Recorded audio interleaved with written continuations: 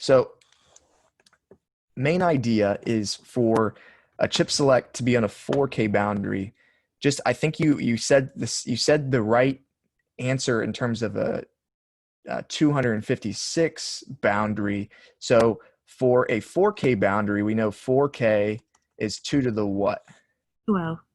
12, correct. So for a 4K boundary, we need any value, any address that has the first 12 bits as zeros will be a 4K boundary. And if you do that out in as some examples, you'll find that every 4K boundary in terms of hex starts at every 1,000 in hex. So the first guy is going to be zeros, all zeros. The next 4K boundary is going to be 1,000. The next boundary after that, 4K, is going to be 2,000, and then 3,000, and so on and so forth. Does that make sense? Because these 3 zeros here are 12 fours, or sorry, 12 zeros. So 3 times 4, we got 12 zeros. So that's the same thing as saying the least significant 12 bits are 0. And that's why I can say every 1,000 in hex is a 4K boundary. Does that make sense? Okay. Yes. You sure you follow so far? Yes. Okay, so in our case, if we want all the way down here, if we want 20,580, I believe it is, for our starting of our input port, and 256 later, we want the end. So can you tell me what was the ending address that you calculated?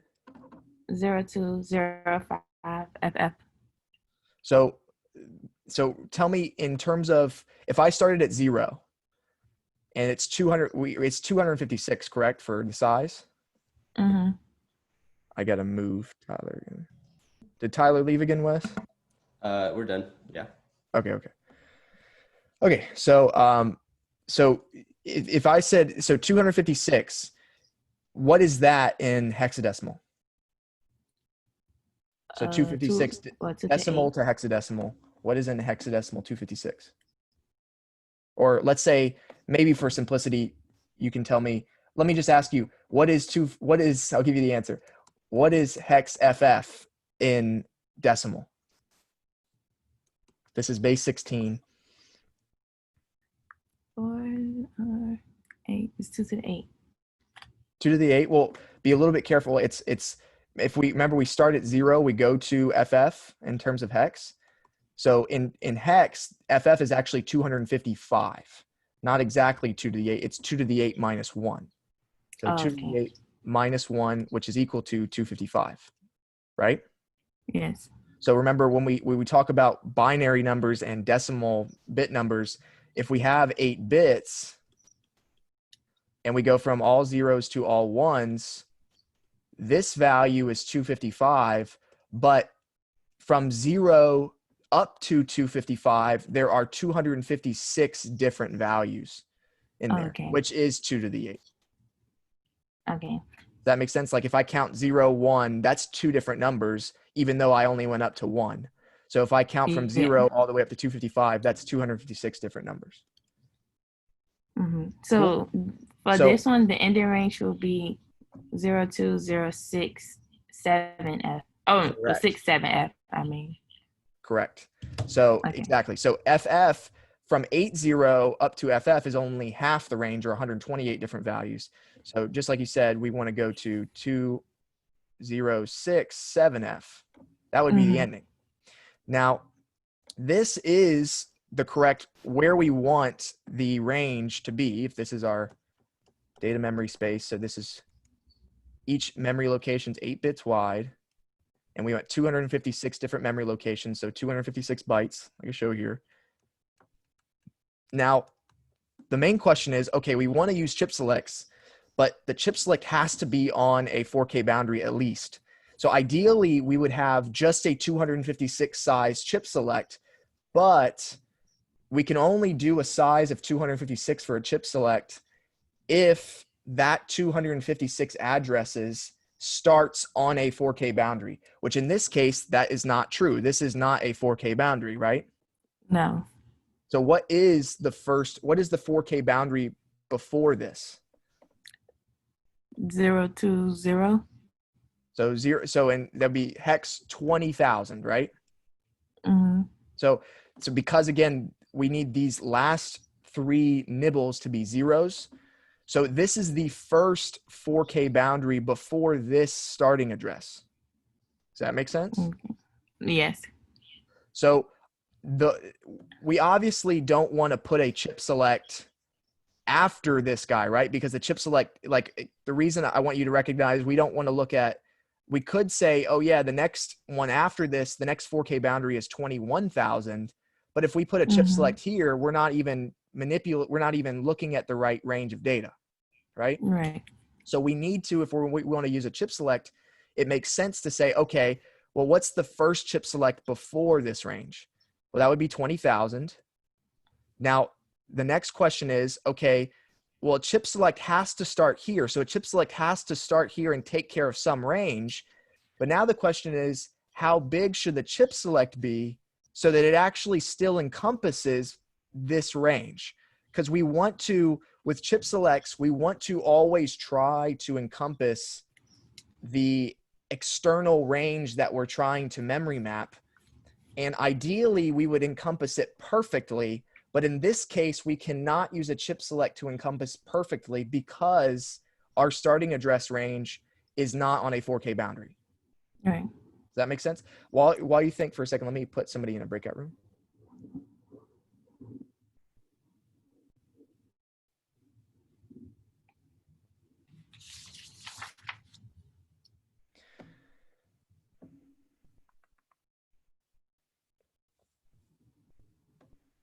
Hey, Kevin, you might need to look in find where I sent you an invitation to join breakout room 2 with Wes. Oh, okay. Do you see that? Yep, got it. Okay, thanks.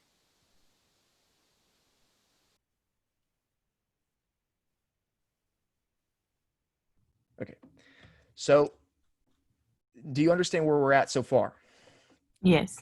Okay, so the next question is then, because it turns out that we want a chip select to, like I said, to at least encompass the external range that we want. And ideally, it would cover that range and as minimal amount of extra addresses as possible. So basically, we want to make the chip select as big as it needs to be, but as small, we don't want to make it bigger than that if possible. But if it has to be bigger, we want to minimize that extra size as much as possible. So we know that 256 is not a viable chip select size because if we start at 20,000, 256 would only get us to what? What would our ending address be of the chip select if we started at 20,000 and did size of 256? 0200FF. Correct. And that's still a ways away from where we even want to be, right? So the first question is, what would the size be to get us? First of all, just spitball with me. What size do you maybe think could bump us up to? Just take a wild guess, maybe. If we start at 500, like 0205. So with chips, we're considering chip selects here. So when we consider chip select, we have to think 4K boundary first. So the chip select has to start at 20,000. So now the question is, if it starts at 20,000, what would the size of the chip select be from 20,000 up to be able to encompass this range right here? Do you understand my question or no? No.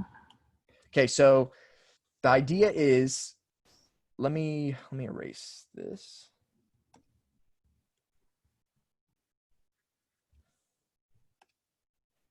So first, we have to make sure, do we understand that chip select needs to be on a 4K boundary?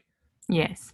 Okay, so that means that if we want to utilize a chip select for this case, the only meaningful place or the most meaningful place we would put the chip select to start at is hex 20,000. Okay, so think that I'm going to draw this box like as we want the chip select to start at 20,000 and account for a certain amount of range or a certain amount of addresses. Now the question is, how many addresses should the chip select account for?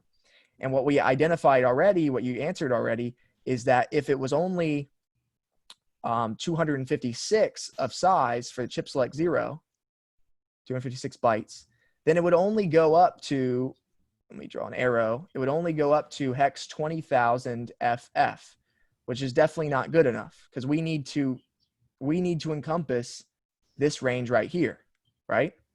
Mm-hmm. So now let's keep just spitballing. So if this wasn't 256, what's the next size up that chip select allows us to be? Could it be greater than a 4K? It could be.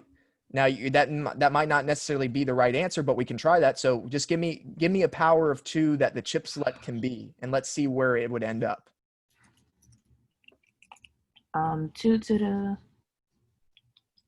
16. So are you familiar in the manual, you know, where it tells you the section, it gives you the chip select sizes? The address sizes. Yeah. So pick one of those. Yeah, I could pull it up. I can actually pull it up too. I can pull it up quicker probably just because I have my thing open. 8331, 27.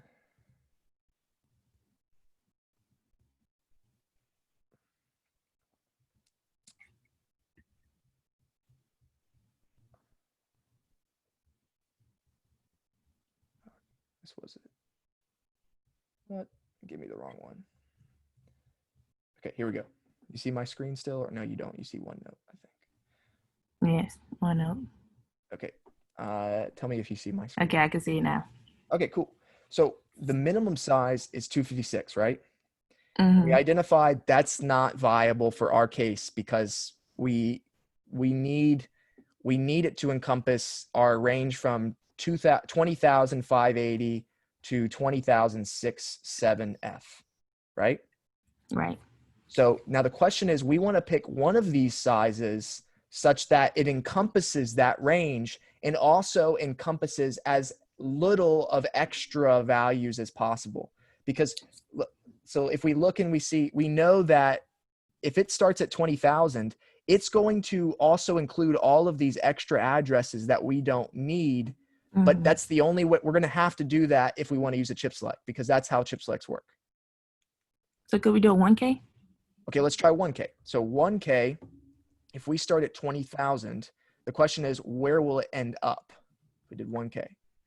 201FF. No, 20FF. I'm going to do my head. So It's say it 2 again. to the 10.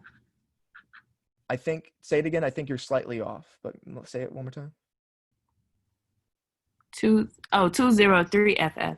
Correct. I believe that's correct. So in this case, the chip select would go to 203FF, but tell me, is that in the range that we want? Does that? Oh, yeah, no. Exactly. Somebody else join, or is that? Okay. So why don't you try one more bump up? See what happens there. What's the next size up? Oh, 2K. Because 2K it'll and be to where? 207FF. Isn't that does that go after our range?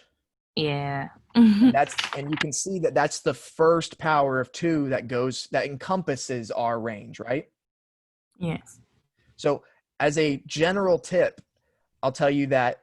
So I think you came into this thinking you were trying to use 2 chip selects at first. Is that right? Yes.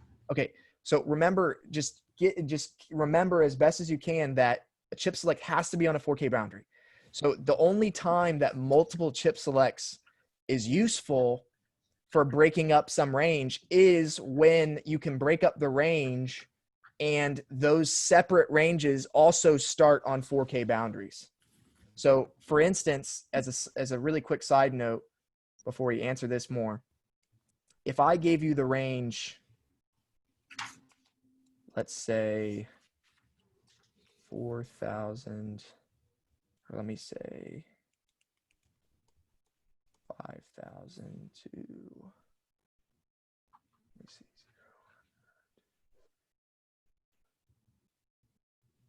5. If I did, I think this would work. So tell me over here, what boundaries is 5,000 on? First of all, is it on a 4K boundary? Yes. Correct. Now the next question is, what is it on a 8K boundary, which is the next guy up? 1, 2, 3, 4. It could be.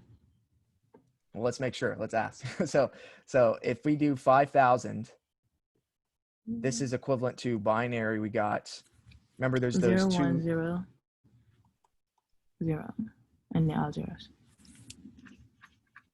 So how many zeros though are there following this 5? 12. Okay, and then so 2 to the 12 is what? 4K. 4K. So this is on a 4K boundary, but it's not on a 5K boundary or 8K boundary. 8K. Yeah. For it to be on an 8K, we need this guy to be a 0 as well. Oh, okay. You see what I mean? Mm-hmm. And that's recognize that's just like a shortcut to determine this. It's not like this. There's other reasons for this, but that's the way that we can check it easily. So for it to be on an 8K, you need the least significant 13 bits to be 0. Yeah. Okay, so that's not the case here. So it's not 8K. And why am I bringing up 8K? Because if I wanted to account for this entire range, say this was some input port again that I wanted. Now, what is the size of this range from 5,000 to 6FF? F. Take your It'll time. have to be 4K. Be careful. So this is another short. There's many different shortcuts, but what from 5,000 we said that's a 4K boundary. What's the next 4K boundary after that? 5FFF. Remember, the 4K boundary is when there are zeros, so it's one more on top of that, right? So not 5FFF, but 6,000. Oh, 6,000. Does that make sense to you? I want to make sure it makes sense. Yes. I just think of it as wherever that one ends, I have to go up one and Yeah. then put Remember, we're ones including on the the next. 0th one. We're starting from, think of 5,000 as, again, like the case I gave up here, is that you're starting at 0, and your 0 is a number. So 0 up to 255 is 256 values. Same how as, similar to how 5,000 up to 5FFF is 4K values, 4096 different values. Yeah. Okay. So the 0, that 5,000 is a number. So you have to make sure that when you go up to 5FFF, that is all part of that 4K. And then the next 4K boundary is going to be one more on top of that. Okay. Okay. So you said 4K maybe, but if the next 4K address, 4K boundary is 6,000, then that must mean that this is 4K. 8K. Exactly. So, and this is stuff that you have to do enough practice, look at practice exams stuff to get used to this idea so you don't trip up this on a quiz or exam. But so this whole range is 8K, right? Yes. Now, if we wanted a chip select to perfectly enable this range, we would need a chip select to be of size 8K and to start at this address, correct? Yes. Okay, so that's great in theory. However, there's the other limitation with chip selects that if the size of a chip select is greater than 4K, for example, 8K, 16K, 32K, etc., then the chip select also has to have a base address that is on that kind of boundary. So for instance, if the size is 8K, the base address for that chip select has to be on an 8K boundary. It's no longer good if it's just on a 4K boundary. If the size is greater than 4K, you also have to have a base address that is on that size boundary. So does that make sense? So if it's a size 8K, if we want a chip select to be of size 8K, the base address has to now be on an 8K boundary. And if it was size 16K, the base address would now have to be on a 16K boundary. Yes. That makes sense. Okay. And really that all comes down to if you do out the signals just like we showed in the help session, and you actually do out the binary, it doesn't make sense if they did not require that. So the only way that the chip select can work, and you can try to reason this to yourself in your own time, but it wouldn't make sense if that wasn't the case. So if the size is greater than 4K, it only makes sense for the base address to also be on that size boundary. So in this case, if we want an 8K range, the only way for a chip select to perfectly encompass that 8K is if the chip select was of size 8K. And because the chip select is how it is, that means that the base address needs to be on an 8K boundary. But we just answered the question, is this on an 8K boundary? Yes. Now be careful.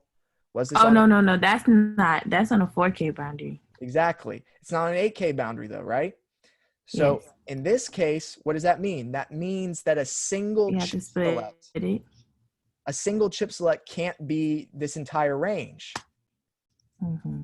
But in this specific instance, what if we instead used a chip select to encompass this first 4K? Mm-hmm. Because remember, this is a 4K boundary, right? Yes. So that means that I could have a chip select that accounts for this first 4K boundary. And then what is you tell me again, what was the ending address of this first 4K range? 5FF. Correct. 5FFF. And so that's the first 4K range. Now the next 4K starts at what address? 600 or 6,000. 6,000. Now tell me again, is this a 4K boundary? Yes. Correct. So we could do again what? We could make another chip select account for this second range of 4K. Mm-hmm.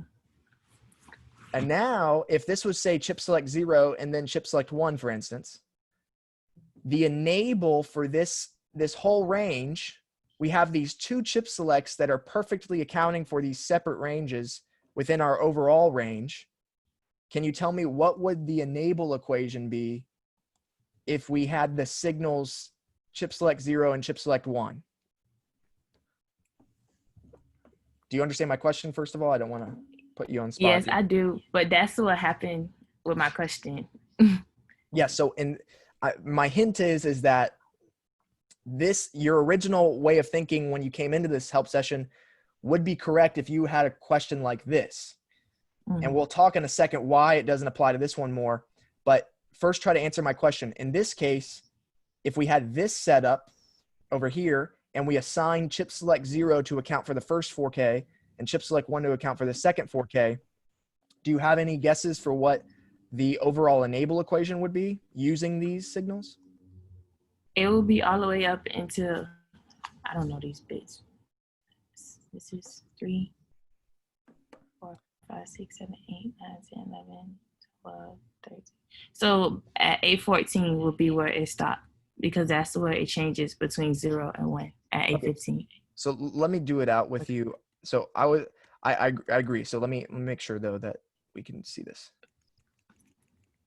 This is, I completely understand if this takes some time to get. Don't feel bad at all.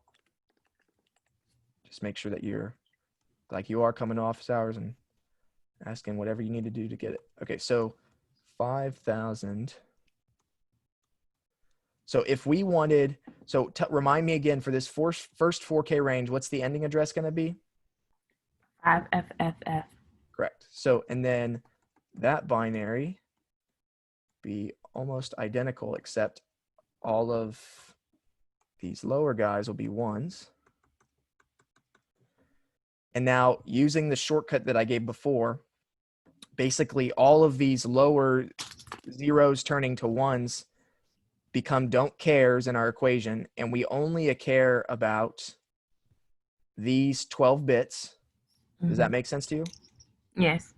Okay, so like you said, it's not actually A14. We care, this is A11 right here, this 0.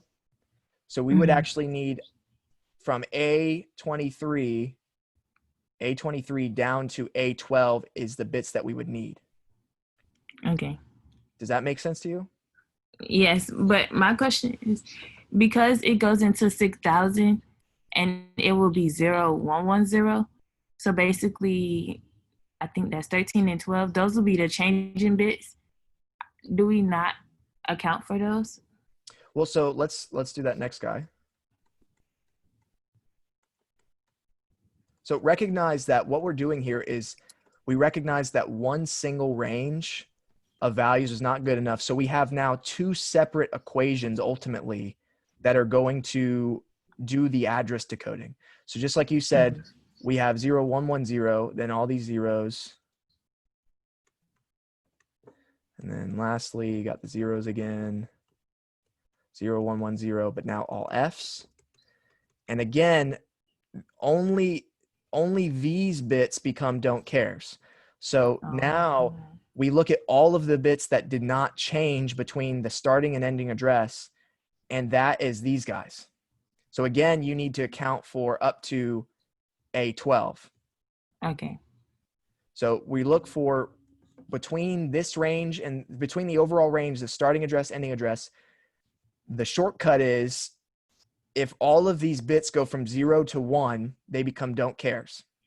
And the first bit that does not go from 0 to 1 is this bit. So that right away is the shortcut that we usually employ to tell you which bits do you need to account for in your address decoding. So in this case, we would need A23 up to A12 for both guys. So what I'm saying is, so what would, let's say we used chip select 0 for this guy and chip select 1 for this guy. So let's walk through the first couple steps. So what would chip select 0 be in terms of, what would the Boolean equation be in terms of the address signals for chip select 0 if we want to account for this range? A23 to A19 will be knots. Okay. Well, so it's just, well, so remember all these are knots, right? And which bit is this guy? This is A19? No, this is a little bit lower than that, right? 14. Yeah. Well, 12, 13, 12, 14. 13, or 15. 15. Yeah. Just make sure you just practice this so you don't make some small mistake like that on a quiz or exam, right? So A23, doing good. A23 knot, A22 knot, and then I'll ... all the way down to A15 knot. And then what's next? A14, Uh-huh. A13 knot, A12. Correct. That's what we want when we say like derive the chip select equation in terms of address signals. So that's chip select 0. Now tell me one more time, chip select 1. It'll be the same up until A14. And then it will be A13. So yeah, correct. A14, then A13. And A12 knot. Perfect. So this is that guy. That's that first step. Now, if we wanted to think of these as, we now have names for those signals right here. Now, if I said, let's create the overall enable equation and try to use these signals, what would, again, let's imagine for this example over here, let's imagine it's an input port. So with input port, remember, we should always, beyond the address decoding, do you remember what signal we should always include for input port? The read enable. Correct. So in this case, we definitely know that read enable is going to be there. So we can go ahead and put that read enable. And now what else needs to be true for this, for my addresses to be in this overall range? The chip selects. Okay. So how do I write that in terms of Boolean to account for both of them? CS0 plus CS1. Correct. So another way is CS0 or chip select 1, right? Just usually in binary terms, we say or instead of plus. But yes, I know what you mean. So or. So this guy, this now in this specific instance up here would exactly be the enable equation for my input port. So you see how with this specific instance, how we could break up the range into two chip selects. But that only worked because the two It chip was on a selects. 4K boundary. Exactly. And you want to ask yourself, can those chip selects perfectly encompass the range of addresses that you want? And in this case, we could use two chip selects to do that. Okay. But now over here on this guy won't do that because we can't start a chip select at 20,500 or 20,580 because it's not a 4K boundary. So the first guy we have to put it at is at 20,000. Somebody else joined. Oh, they left now too. Okay, so if that's the case, let's write that down here.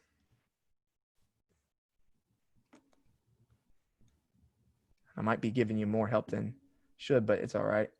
Okay, so 20,000 to, now the question is, what did we say we wanted the size to be to encompass the range? 2K. Yes. What was the ending address for that guy? Oh, 02067F. Oh, sorry. It was, yes, 7FF, right? No, just Were they- 7F. For the 2K chip select, right? I mean, Oh, yeah, 2K, yes. So I want to do two things to show us this. So let's do first, before I actually do the chip select, let's draw out, and I'm sure you already did this, but let's do it one more time. This is how I usually approach these problems. And this is how when we give you the appendix, we want you to do it. When we tell you do the starting address and ending address of that, whatever the device is. So in this case, we have the input port. So we start at 580 and you told me 67F, which is right. And in this case, let's do out the binary again. So we got all zeros and then 1 0, then zeros, then 5, then 8, and 0.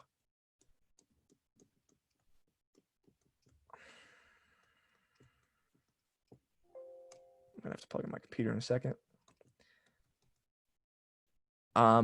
So do you agree with me? I'm gonna go ahead and plug in my computer. Yes.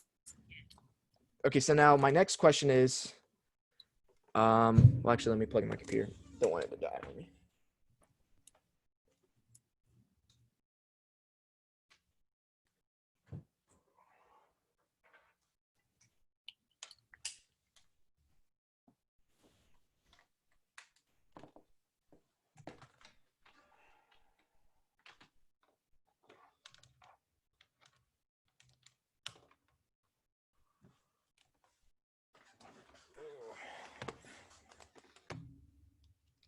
Okay, so my next question is, let's write out the address decoding for this.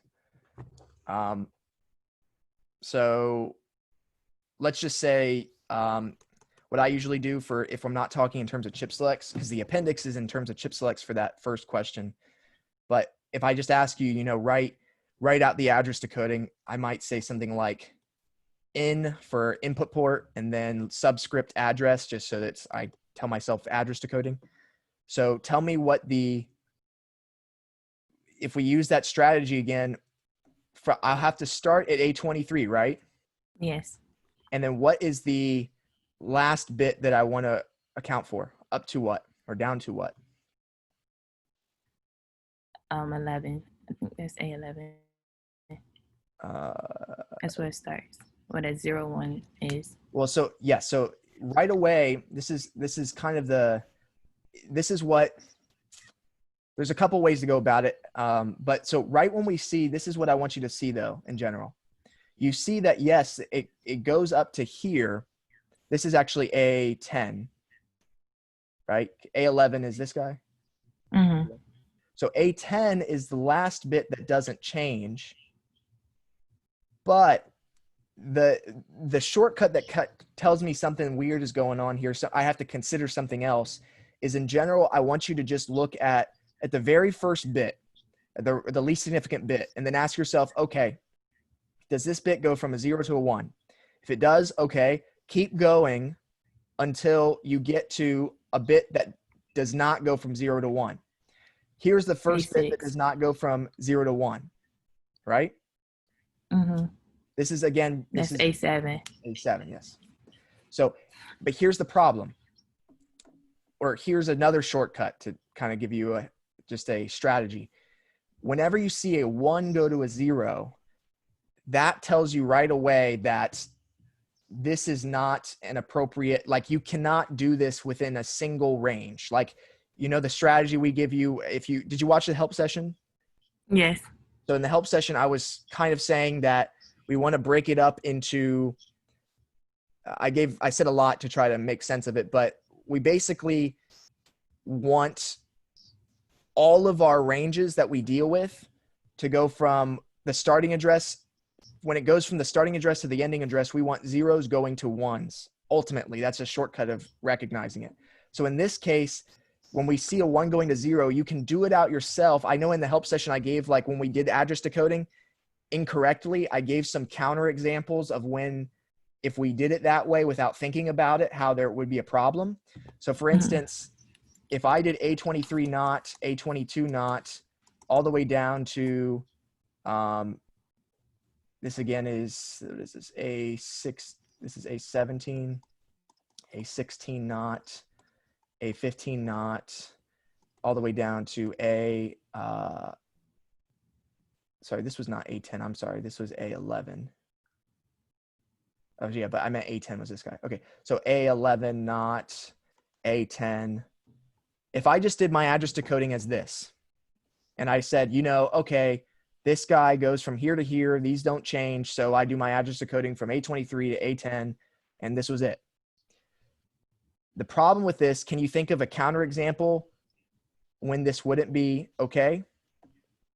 When it goes to the 6, because it's only accounting for.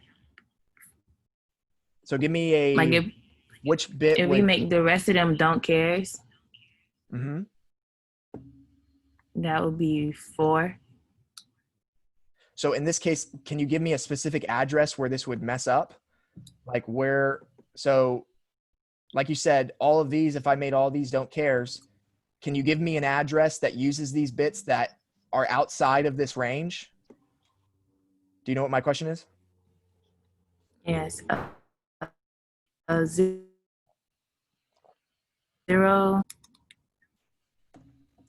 1, 1, 1. I don't know if you heard me. I heard 0, 1, 1, 1, 1. So Yes. that might work, but here's just a strategy just as quicker. So in this case, what if we made all of these bits ones? It will go to 7. Correct. So in this case, we would have, if I did all of these the same, and then I did 1, 1, 1, 1, 1, 1, 1, 1, 1, 1, what would the overall address be? It would be hex 0 to 0 to 0.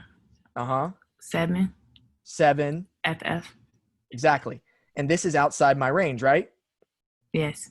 But if I use this address decoding, it would be like, it would enable it for that address. So basically any address from 2,000 or 20,400 all the way to 20,007 FF would get enabled using this equation. So clearly that doesn't perfectly account for this range, right? So this is just an example of where you need to be careful of breaking up the range into acceptable sub-ranges. So this is exactly where we need to start considering breaking it up. So do you know what I mean? Or do you remember this in the help session when we explained this? Yes, but I was a little confused. Only because when we did it for the actual lab, we put A6 and A7 on the chip select because I know that it was an 8-bit port. So in this case, I know that we can't just leave things hanging, but I also can't just take it out because it won't be sufficient for the address range that it's asking for. Yep. So just as a heads up, the reason we asked the pre-lab exercises the way we did is because the way the lab is and the way that those pre-lab exercises are, they kind of show you the different ways, or the main different ways that we could ask these kinds of questions. So I purposely included those previously so that people would see these different difficulties. So recognize that this is the way that you have to implement this is different than the way you would have to implement the lab. And the way that we gave this other example right here, clearly this was different than the lab too, right? Right. So there's different strategies for doing these kinds of setups externally. And that's why address decoding, I said in the help session, is a tricky thing, and it takes some time getting used to, because there's these different edge cases and different general cases. So in the video though, I still haven't mastered a way of explaining this best to newcomers in the material, but the idea that I usually think of is I want to, let me think about this for a second. I basically, because when you have to account for chip selects too, that's where it gets difficult. So let me think about this.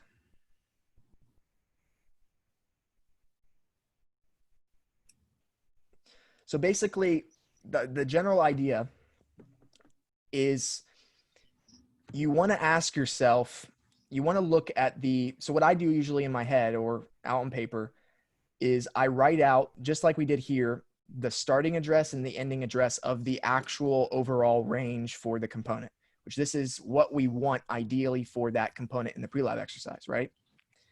Yes. And then what I want to do is I want to look at the starting address, and then I want to figure out what boundaries is this starting address on? What boundaries is this value on? And I want to find the biggest of that boundary that does not go past this ending address. So I'm gonna say that again. So for instance, basically, it would be easiest if we looked at the binary value, and my question would get answered immediately if we looked at the binary value and asked ourselves, or almost immediately, we see how many zeros the rightmost significant bits are. How many rightmost significant bits are 0? And in this case, we have 7, right? Yes. So this tells us what? What kind of boundary must this be on if that's true? 256. Be careful. Close. 128. Yes, you're always almost there. Yeah, just make sure you got practice a little bit. So you're good. So 2 to the 7, 128. So this guy is on a 128 boundary using the terminology I made, which whatever you want to say is fine, but that's how I'm going to refer to it. So this is a 128 boundary. Now the question I want to ask is, from this guy, if we started, let me write it down here again, 0x02 580. And if you did 128 away from this guy, 128 addresses, including this guy, I want a range that's going to have 128 values, what would the ending address be? 0205FF. Perfect. Now I'm going to tell you, as a spoiler alert, this strategy that I'm doing is going to devise the best set of ranges that will implement the address decoding that I want. So what I basically want to do is the reason I'm asking myself, what is the starting address? I want to ask, what is this starting address? What boundaries is it on? And then I want to ask myself, what is the maximum boundary that it is on, such that I'll skip that last part for a second and say, I want to ask that question of what boundaries is it on. And I want to find the largest of such, because that is going to cause ultimately me to have the smallest amount of ranges. So you see above, we had, for this other question, we had 2 separate ranges, right? Yes. Well, ideally, I want to have as little amount of extra ranges to account for as possible. Does that make sense intuitively? Yes.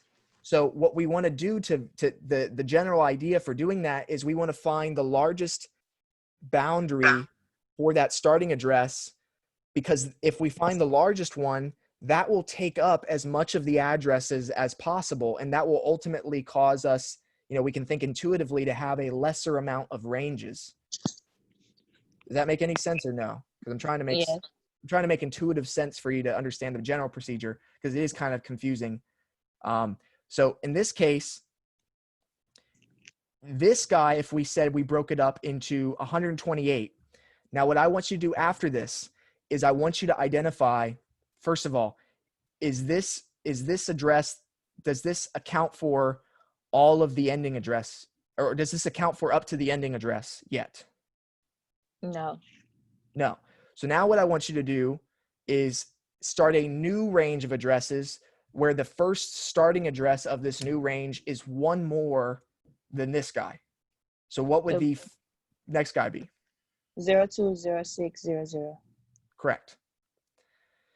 Now I want you to look at that value, which let me write out the binary for these guys.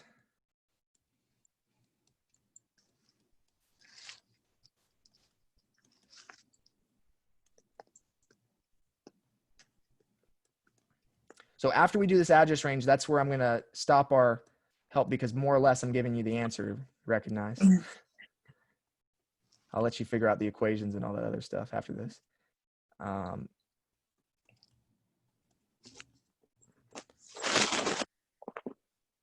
you understanding what I'm saying so far? I understand there's a lot going on, but. Yes. Okay, because this is important stuff, all this stuff, and I understand it's confusing and it takes time. Okay, so now the question is,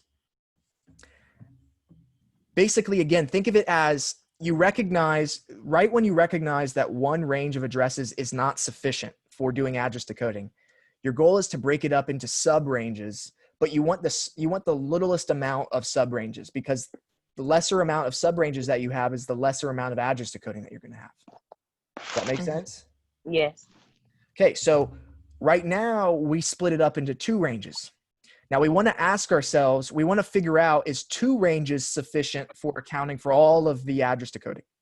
Yes. So the way that we do that, you're right. Spoiler alert. Yes, it is good. But now you want to ask yourself first, I guess there's a couple ways of doing this. Maybe you want to ask yourself right away, so what would, if you wanted this guy to be the ending address, which is 6F? Yeah. 67F, right? 67F. If you wanted this guy and we wrote out the binary,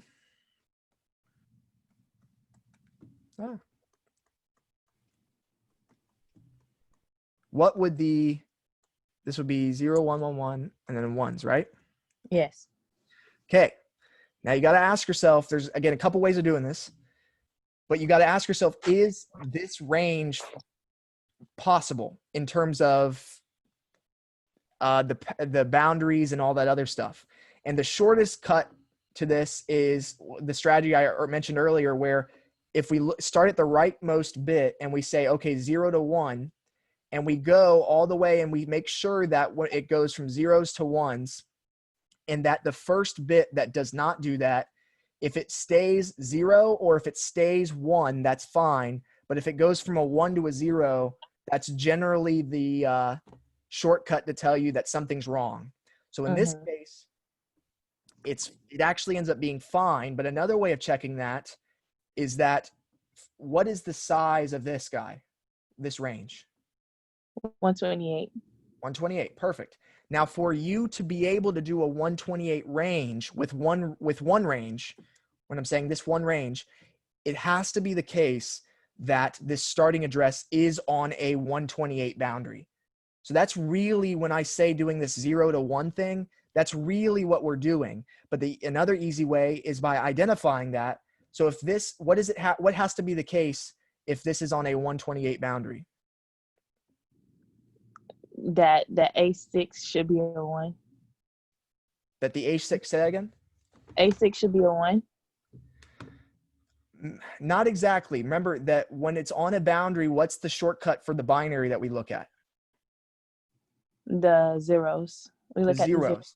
the zeros. So don't think about ones, because that doesn't always have to be the case. The next one doesn't have to be a 1. It just has to be the case that if you're on a boundary that the relevant amount of bits are zeros. So in this case, to be on a 128 boundary means that how many of the least significant bits are 0? 7. Exactly, because 128 to the 7. So if the 7 most least significant bits are 0, it should be the case that you can implement this address decoding from this range. So we check that, yes, those are zeros. And another way of checking it, like I said, is seeing that these zeros toggling to ones. That's all good. So these become don't cares. And these above, which again, this is a 128 range, these least significant 7 bits are zeros. These become don't cares. And now my address decoding splits up into 2 separate ranges, just like it did above. Okay. Okay. But now we have to account for this guy and this guy. Recognize you have to account for these bits too. Mm-hmm. Those are circled, not zeros. Yeah. So that's the address decoding. Now here's where it gets one. You have to have one extra level of difficulty, which I'll write this because this last point, it would make sense if I write it out. So if you have any friends in the class, just make sure you help them too. Okay. If I'm helping you. Okay. So, let's see, what was I going to write? Okay. So again, let's say in address. So we have 2 separate ranges, right? Yes. So the first range is going to be all in this parentheses. And let's say, just like the chip selects above, when we have 2 separate ranges split up, we're going to have the first range ORed with the second range. Mm-hmm. So the first range, tell me what that's going to be if I scroll up. A23 to A20. Oh, A19 would be not. Well, no, 19. 17. This is 17. 16, 17, 18. 18. 23 to 21, So my 20, shortcut, 19. just to let you know, is, again, remember it starts from 0. So because you see these are subdivided into 4s, right? So usually, you can count 4s, 4, 8, 12, 16, etc. But then whenever you count that up, I just always subtract 1. So in this case, we'd say this is 4, but this guy, since it starts at 0, is 3, A3. This guy would be 8, except subtract 1 because you start at 0. This would be A7, then A11, A15, A19, and so on and so forth. Does that make sense? So yeah. That's just whatever shortcut works for you, but that's how I do it. So yes, this would go A23 not up to A18 not. Then tell me the rest. A17 and then A16 to 11 is a not. Mm-hmm. A11. And A10 is regular. Mm-hmm. A9 is not. A8 is regular. And then A7 is regular. Correct. So that's the first range, and let's do the second range really quick.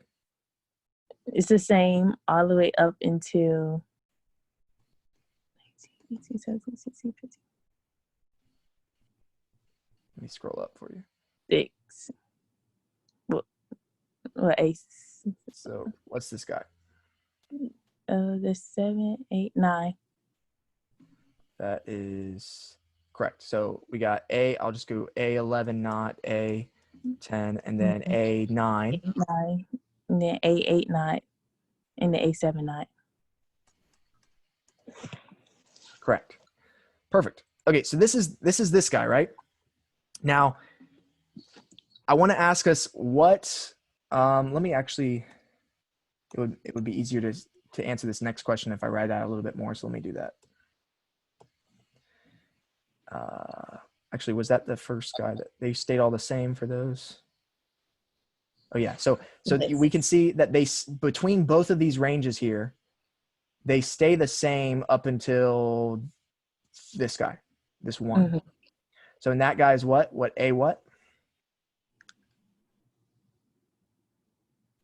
9. Remember, so there's how many here? How many are there? 12.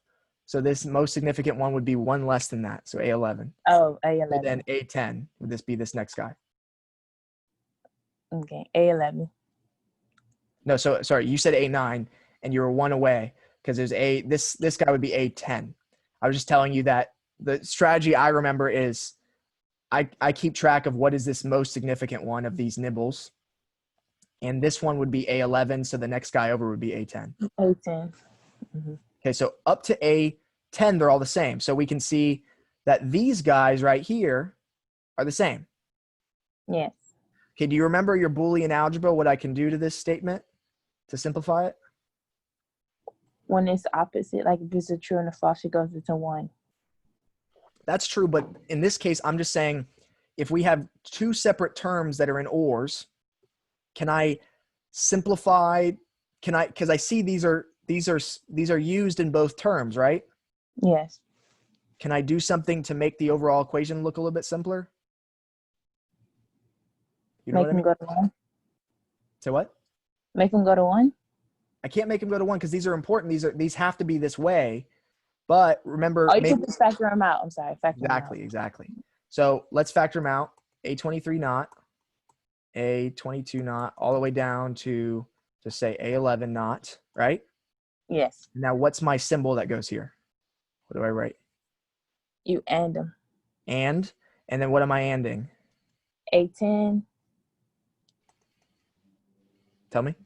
A9 plus A9 not. Oh, so be careful. So in this case, well, actually A10 was the same too, right? I meant A10. A10 goes up. Yeah. I meant to go up to here. Yes. So A10 is the same. So I can factor out A10, right? Yes. Okay, so let me erase this A10. So now you're left with A9 not, A8, A7. Correct. Plus That A9. exactly. Or, right? Or with A9, A8 not, A7 not. Is that what you said? Yes. Perfect. Well, you're missing a not at A7. Correct. Yes. Yes. So this is as simple as it gets for our equation. Okay. Now here's where the kicker comes in. Can you tell me what is, if I want to try to, I don't want to give you the answer right away. So let's see.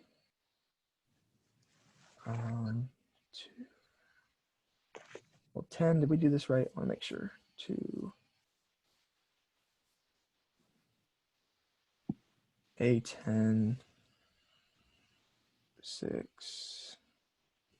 Oh, no. So we did, yeah, A10. That's fine.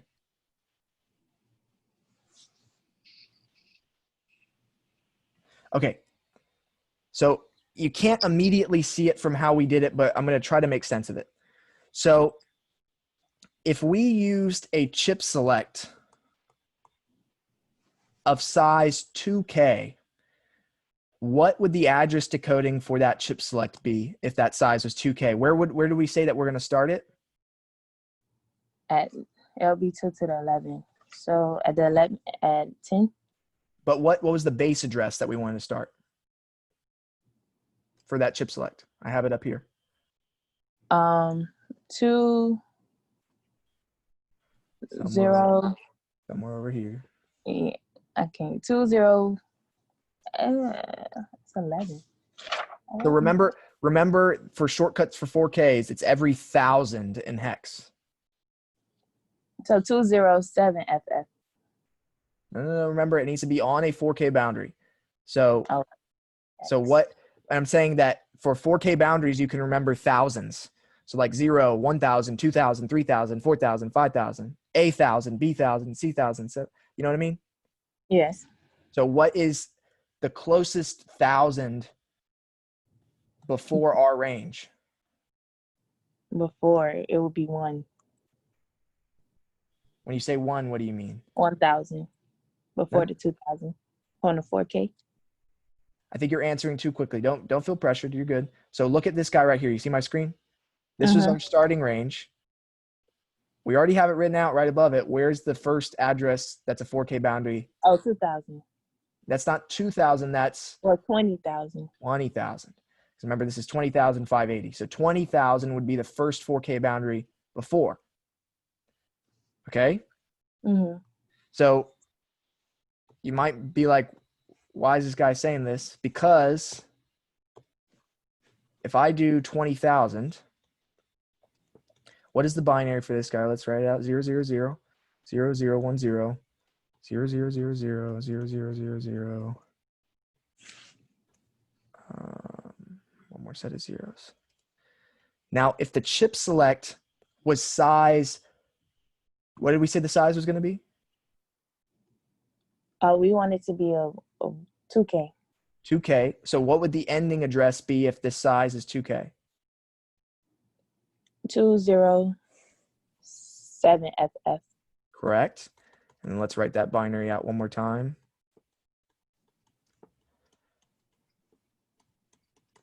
It should all come together in a second. So in this case, for this range, what address lines should the chip select account for? Which recognize this all happens automatically when you set up a chip select, but it does the same exact thing that we're doing in theory. So what address lines does the chip select need to account for? All the way up to. So A23 down to what? This is not 11. A11. A11, correct. Okay, now tell me if I asked you what that actual like address decoding was, what would you say? It'd be A23 not what? A22 not, A21 not, A20 not, A19 not, A18 not, A17, A16 not, and then A15 all the way down to A12 not. Correct. And then A11 not. Correct. Now I want us to scroll up a little bit more and see that what is this guy? This guy is what? Like the thing that we factored out. That's on the 2K boundary? Exactly. This guy is exactly this guy. Mm-hmm. So why is that important? Because if the chip select is basically this, then what does my address decoding turn into? If I can now rewrite in address as what? If I use this label. Chip select 0 time, and A10. A10. And then or with or of the A9. Exactly. And this is why I said that even though we can factor out the A10, you don't immediately see it. But the point is, this is what I want the overall for you to just remember. Chip selects basically, anything that you can factor out of the address decoding, chip selects are used to account for those big factors. Okay. So a chip select, the reason I wanted to factor this out is so you could see right away that the chip select could be used to account for this portion of the address decoding. Because you see, have you already done the lab yet? Yes, I finished my pre-lab part. That's just the only thing I had question with. Yeah. So what I want to say then, you see how when you did the lab, when you actually did the hardware, you only had a couple of for the A6 and A7 exactly. in my chip select. But how big an AND gate was that? That was only only two things you had to account for besides the chip select, right? Right. You had 3 signals. Now imagine if you had to wire up an AND gate that had all these signals. Yeah. That would be really annoying, right? Mm-hmm. So that's why the chip select, it handles all of this stuff internally. It takes care of all of this extra logic that stays the same. Oh, okay. And now the chip select, we can use a single signal to account for all of this stuff. And this AND gate is done internally inside the EBI system. Okay. So now this is that's the main kicker of why we have chip selects, is so that we can simplify external address decoding. Yes. But the way the more you do of this, the more you'll be able to quickly to do it out. But the long way of seeing how it all comes together, I think, is you first start with what is the starting address and the ending address for your component, which in our case, you figured out it started at 20,580 and it goes to 20,067F. And then you ask yourself, first you want to use chip selects whenever possible. So you ask yourself, could a chip select be used to account for this range? Right away, the answer is no, because this is not a 4K boundary. Mm-hmm. So the next question is, okay, what I personally think is the next easiest thing to ask yourself is, can you do something like we did in this separate example? Can you split it up into a separate range where you use 2 separate chip selects? But that, we figured out, only works if you can split up the ranges such that both the ranges are on 4K boundaries. Yes. So in this case, that is not applicable for our specific case. So we realize there's no point in using multiple chip selects. We now have to find a way of meaningfully using one chip select. Mm-hmm. And the best way of doing that, I'm telling you, is you're going to have to make the chip select bigger than the size that you want, but you want to make it as small as possible so that because what would happen if we made it bigger? What would happen to this address decoding if we made it 4K rather than 2K? We would have extra addresses included in that range. Yes. So, but what would happen to this address decoding? What do you think would change? The A11s, like that bits that will be included in like our don't cares. Exactly. So this guy would go away, but now remember, for our actual address decoding that we calculated, we need A11 to be not, right? Right. Mm-hmm. So that would mean what? That would mean we have an extra bit that we have to account for externally, which means that we didn't do our best job to minimize external address decoding. Okay. Yeah. Yeah. And the only way that we can do that effectively is that's why we want the chip select to be as small as possible, but we also want it to be as big as possible so that at least it encompasses the range that we're dealing with. Mm-hmm. Because again, if we made it 1K, it wouldn't account for enough. And only when we made it 2K would it account for enough. But if we made it 4K, it would account for more than we need. Mm-hmm. Am I making any sense? Yes, no, I'm getting it now. I see where you're coming from. Cool. So yes, I can see. I don't expect you to fully, master it. You haven't mastered it yet. You need to do more problems. And there's some kinds of problems like this on practice exams, or you can make up your own. You can kind of find the pattern. But the idea was, what I would recommend to you is, and while you're getting good at this, do it like how I did it out here, where you start with just the addresses that you want.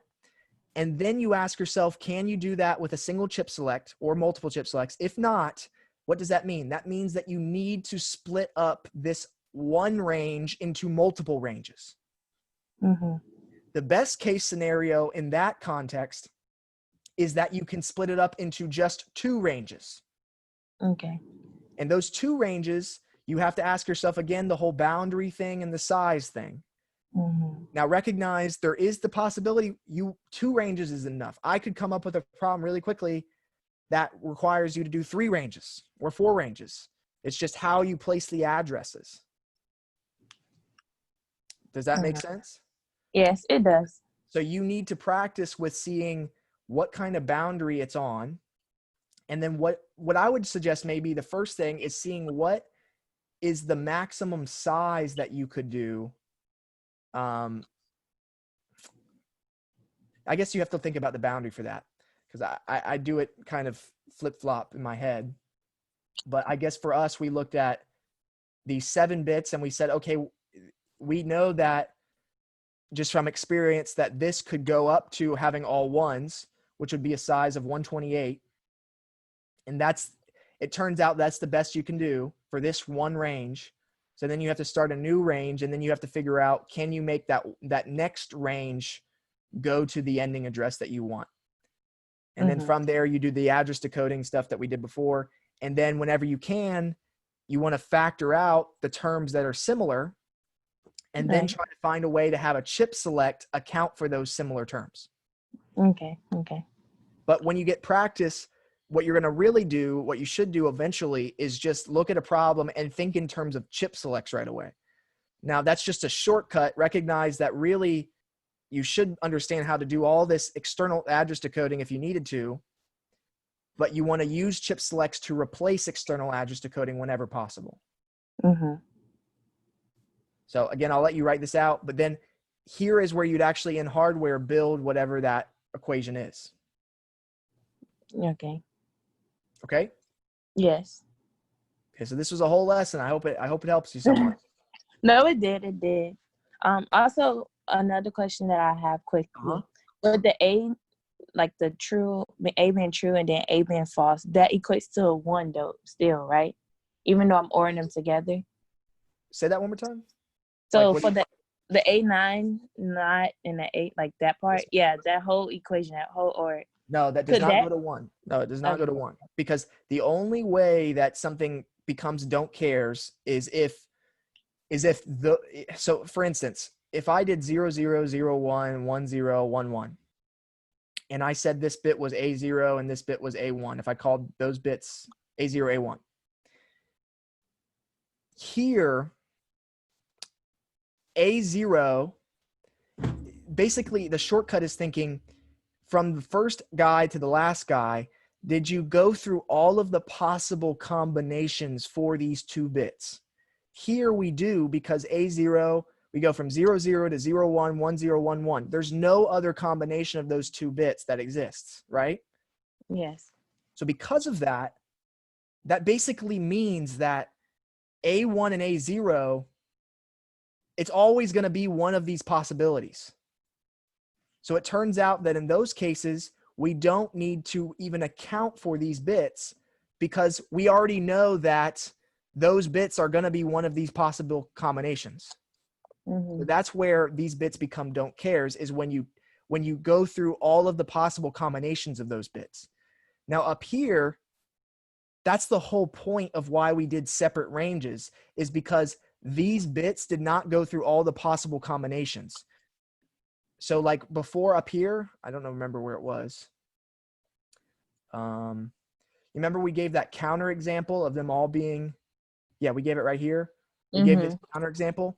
Well, that counter example doesn't work. It fails. This address decoding fails because we considered bits don't cares that shouldn't be don't cares. And the reason that they should not be don't cares is because we didn't go through all the different possible combinations of those bits. If that makes any sense. Yes. Mm-hmm. And you can prove this out. It's a little bit more. I did this in the help session, I think. You can write out these. Let's see it really quick. If I did A1 not, A0 not, or A1 not and A0, or A1 and A0 not, or A1 and A1 or A0. Now here, what can I do? I can see that these 2 terms right here, they share what? A A1 not. Correct. So I can factor out an A1 not, right? And then or the A not and the A0. Correct. And then this guy, they share these 2 terms share the A1 regular, right? Or A1 not not. So A1, A0 not, and A0. So what happens here? These guys, because A0, or sorry, this is an OR. These are supposed to be ORs, right? Factoring that out, these are ORs. So here, A0 not or A0 is always true because A0 has 2 possibilities, either 0 or 1. If you say 0 or 1, it's always going to be true. Mm-hmm. So this becomes true or factors out, disappears. Same over here, same guy. So now we get A1 not or A1. Well, guess what? A1 is either not or not not. Okay. Right? So this equals true. This is always true. Okay. So so that's the way you could prove it. Now, if I went to 3 guys and did A0, A1, A2, the Boolean algebra would get exponentially bigger every time because you have now 8 terms to consider. Because remember, 2 to the 2 gives me 4 different terms. If I did 3 terms, then I would have 8 different terms, and it would be harder and harder to see the factoring out process, but you could do it. But the shortcut, why I told you what I said, is that another way of thinking about this is, did it go through all the possible combinations? And the reason I say that is because if it did, then you should be able to do this factoring out thing that we just did. Yeah. Okay. And I see why. Because the A9 and the A99 and the A9, they're just opposite. Is no true or false, like or in it. Yeah, there's no point. That would be redundant to do, because it's either always going to be true or false. So true or false you don't need that. It's always going to be true or false. Right. Okay. Okay, I got it now. Yeah, so the shortcut of that is seeing, and again, the other shortcut for that is seeing this whole 0 toggling to 1 thing, because I'll give you one other shortcut to think, or one other thing to think about. So 0 to 1, how many values is that? 0 to 1. It's 2 values. 2 values, right? This is a power of 2, right? 2. Now 0, 0 to 1, 1, how many values are in there? 1. No, 0, 0 Or it's to 2, 1, 1. 2. Huh? 0, It's 0 2. all the way up to 1, 1. No. Oh, 4. 4, right? Yeah, 4. Okay, now how about 0, 0, 0 to 1, 1, 1? 0, 0, 0 to 1, 1. It's 9. No. Remember your 1 off. 8. I'm sorry. No I worries. keep Don't forgetting apologize. So we went from 2 to 4 to 8. Can you take a guess what the next one's going to be? 16. 16. Then it'll go to 32, right? Yes. But guess what? 0, like for instance, 0, 0, 0 to 1, 1, 1. When we say 0, 0, 0 to 1, 1, 1, what we're implying is that there's all of the possible values there. There's 0, 0, 0, there's 0, 0, 1, there's 0, 1, 0, 0, 1, 1, all of them, right? Yes. And that implies also that you can do what we did down here. So when the reason we can say again that these are don't cares is because if we did out the Boolean algebra for it, we could show that all of those terms and all of the combinations of these bits, the zeros going to ones, means that you account for all of those possible Boolean combinations, which would ultimately mean that you could factor out all those stuff and then cancel out all the stuff just as we did below. Okay. So just recognize when we say going from zeros to ones, starting at the right, that's what we're implicitly doing. We're figuring out which of these bits can be don't cares. And the reason they can be don't cares is because they go through all the combinations, which you could prove with this. So if that doesn't make perfect sense, that's fine. But just try to remember what I said, and then maybe later on you can remind yourself, and it might make more sense later on. Okay. Cool. Yes. Thank you. Okay. Yeah, make sure you help any friends you have. Hopefully you do, for you can help. Yes. Okay, I will. Save me some time. Okay. Okay. All right. See ya.